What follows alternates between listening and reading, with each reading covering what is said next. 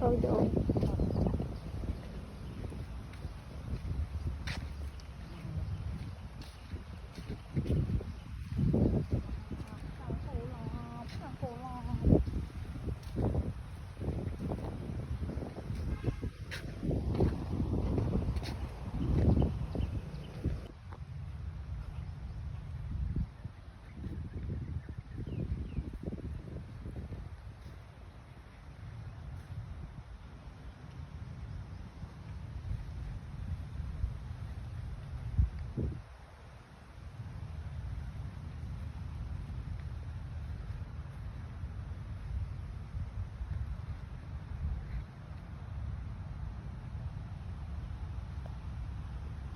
Đờm Chà ní.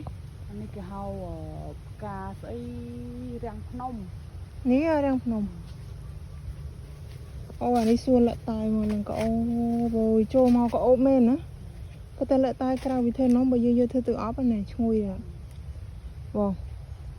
Chú nào nó ta sẽ chứ nó.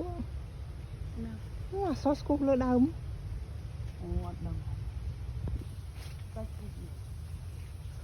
Hơi.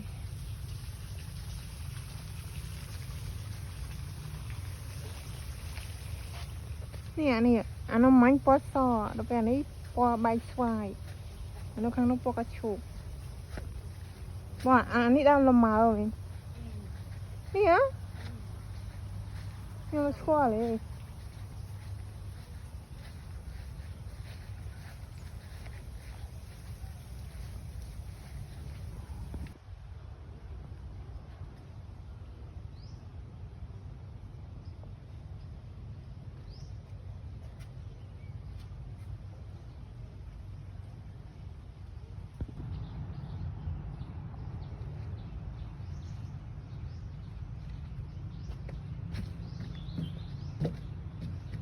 Mà đang cái này sạch ô tri ạ.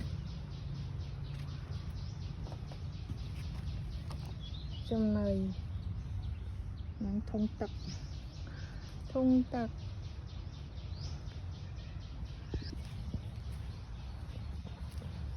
nè mà khơi sạch ô tri nên tè này nè tao ăn pram các bạn ơi thông à vâng đi chợ rồi nhưng xong lộ đây nữa ông chua nữa ôi ngoài kia nào cái màu à cây dương màu là muốn im mà các bạn